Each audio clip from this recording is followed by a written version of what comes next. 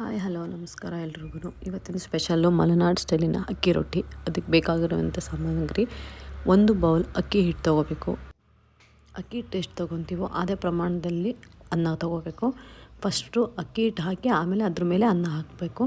ಯಾವುದೇ ಕಾರಣಕ್ಕೂ ಇದಕ್ಕೆ ಸ್ವಲ್ಪನೂ ನೀರು ಏನು ಹಾಕಬಾರ್ದು. ಬರೀ ಅಕ್ಕಿ ಹಿಟ್ಟು ಮತ್ತು ಅನ್ನ ಮಾತ್ರ ತೊಗೊಂಡು ಅದಕ್ಕೆ ಸ್ವಲ್ಪ ರುಚಿಗೆ ತಕ್ಕಷ್ಟು ಉಪ್ಪು ಹಾಕ್ಕೊಂಡು ಗ್ರೈಂಡ್ ಮಾಡ್ಕೊಬೇಕು.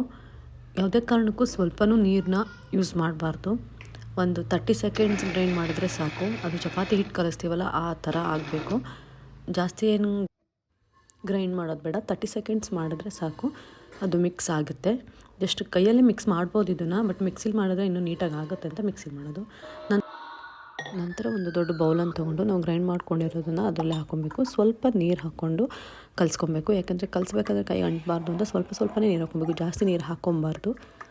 ನೀಟಾಗಿ ಚೆನ್ನಾಗಿ ಕಲಿಸ್ಕೊಬೇಕು. ಈ ಥರ ಆಗೋ ತನಕ ಕಲಿಸ್ಕೊಂಡು ನಂತರ ಇದನ್ನು ಒಂದೊಂದು ಉಂಡೆಗಳಾಗಿ ಮಾಡ್ಕೊಬೇಕು. ನಿಮ್ಗೆ ಯಾವ ಸೈಜ್ ಬೇಕೋ ಉಂಡೆ ಮಾಡ್ಕೊಬೋದು. ಒಂದು ಮಣೆ ಇಟ್ಕೊಂಡು ಅದರಲ್ಲಿ ಒಂದು ರೌಂಡಾಗಿ ಕಟ್ ಮಾಡಿ ಇಟ್ಟಿರ್ಕೊಂಡಿರೋಂಥ ಪ್ಲಾಸ್ಟಿಕ್ ಕವರ್ ಹಾಕ್ಕೊಂಡು ಸ್ವಲ್ಪ ನೀರು, ಅಂದರೆ ತಟ್ಟಬೇಕಾದ್ರೆ ಕೈಗೆ ಅಂಟಬಾರ್ದು ಅಂತ ಸ್ವಲ್ಪ ನೀರು ಇಟ್ಕೊಬೇಕು. ಇವಾಗ ಉಂಡೆಗಳನ್ನಾಗಿ ಮಾಡ್ಕೊಳ್ಳೋಣ. ನಿಮ್ಗೆ ಯಾವ ಸೈಜ್ ಬೇಕೋ ಆ ಸೈಜ್ ಉಂಡೆ ಮಾಡ್ಕೊಬೋದು. ಚೆನ್ನಾಗಿ ಕಲಿಸ್ಕೊಂಡು ಉಂಡೆ ಮಾಡ್ಕೊಳ್ಳಿ. ಉಂಡೆ ಮಾಡ್ಕೊಂಡು ಅದನ್ನು ರೌಂಡಾಗಿ ಉಂಡೆ ಮಾಡ್ಕೊಂಡು ಆದ ನಂತರ ಸ್ವಲ್ಪ ನೀರು ಹಾಕ್ಕೊಂಡು ಪೇಪರ್ ಮೇಲೆ ತಟ್ಟಬೇಕು. ನೀವು ಬಟರ್ ಪೇಪರ್ ಇದ್ದರೆ ಬಟರ್ ಪೇಪರ್ ಯೂಸ್ ಮಾಡ್ಬೋದು. ನಾನು ಈ ಥರ ದೊಡ್ಡ ಉಂಡೆಯನ್ನು ಮಾಡಿಕೊಂಡು ಪ್ಲಾಸ್ಟಿಕ್ ಮೇಲೆ ಸ್ವಲ್ಪ ನೀರು ಹಾಕ್ಕೊಟ್ಟು ಆಮೇಲೆ ಅದ್ರ ಮೇಲೆ ತಟ್ಟಬೇಕು. ಇಲ್ಲಾಂದರೆ ಅಂಟ್ಕೊಂಡ್ಬಿಡುತ್ತೆ ಅಂತ ಅಷ್ಟೇ. ಈ ಥರ ರೌಂಡಾಗಿ ಮಾಡಿಕೊಂಡು ಬೆರಳುಗಳ ಸಹಾಯದಿಂದನೇ ಒತ್ತಬೇಕು. ತುಂಬ ತೆಳ್ಳಗೆ ಬರುತ್ತೆ. ಇದು ಕೈಯಲ್ಲಿ ಮಾಡೋದಾದರೆ ಹೀಗೆ ಮಾಡಬೇಕು. ಮಿಷಿನಲ್ಲಿ ಮಾಡೋದಿದೆ, ಅದು ಇನ್ನೊಂದು ದಿನ ಹೇಳ್ಕೊಡ್ತೀನಿ. ಫಸ್ಟು ಹಿಂಗೆ ಒಂದು ರೌಂಡ್ ತಟ್ಕೊಂಡು ಅದ್ರ ಮೇಲೆ ಮತ್ತೆ ನೀರು ಹಾಕ್ಕೊಂಡು ಮತ್ತೆ ಮಗ್ಚಿ ಬೆರಳುಗಳಿಂದನೇ ತಟ್ಟಬೇಕು. ತುಂಬ ತೆಳ್ಳಗೆ ಚೆನ್ನಾಗಿ ಬರುತ್ತೆ ತಟ್ಟಿದ್ರೆ. ಅದು ಹಿಟ್ಟು ಕಲಿಸ್ಬೇಕಾದ್ರೆ ಸಾಫ್ಟಾಗಿದ್ದರೆ ನಾವು ತಟ್ಟಬೇಕಾದ್ರೆ ಈಸಿಯಾಗಿ ತಟ್ಬೋದು.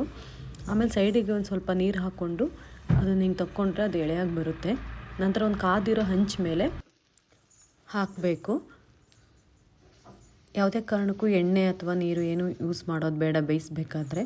ಫಸ್ಟು ಒಂದು 5 ನಿಮಿಷ ಒಂದು ಸೈಡ್ ಬೇಯಿಸಿ ಆದಮೇಲೆ ನಂತರ ಮಗ್ಚಿ ಹಾಕಬೇಕು.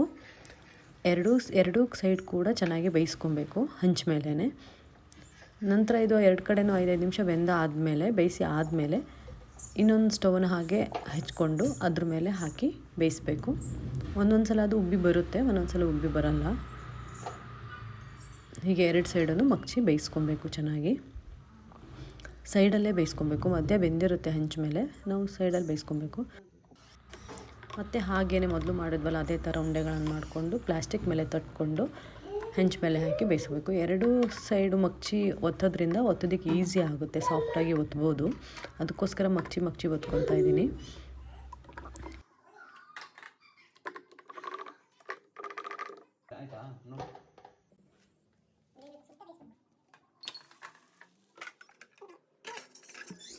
ಹೀಗೆ 2 ಬದಿಲಿ ಬೇಯಿಸ್ಕೊಂಡು ಸ್ಟವ್ ಮೇಲೆ ಇಟ್ಟು ಹಾಗೆ 2 ಸೈಡ್ ಕೂಡ ಬೇಯಿಸ್ಕೊಬೇಕು. ಗರಿ ಆಗಬೇಕಂದ್ರೆ ಈ ಥರ ಬೇಯಿಸ್ಕೊಂಡೋಗುತ್ತೆ. ಇಲ್ಲ ಬರೀ ಹೆಂಚ ಮೇಲೆ ಬೇಯಿಸ್ಕೊಂಡ್ರೆ ಸಾಕು. ಇದಕ್ಕೆ ಯಾವುದೇ ರೀತಿ ಎಣ್ಣೆ ಏನು ಹಾಕೋದು ಬೇಡ. ನೋಡಿ, ಈಸಿಯಾಗಿ ಅಕ್ಕಿ ರೊಟ್ಟಿ ಮಾಡೋದು ಹೇಗೆ ಅಂತ ಹೇಳಿದ್ದೀನಿ. ಇಷ್ಟ ಆದರೆ ಲೈಕ್ ಮಾಡಿ, ಸಬ್ಸ್ಕ್ರೈಬ್ ಮಾಡಿ. Thank you.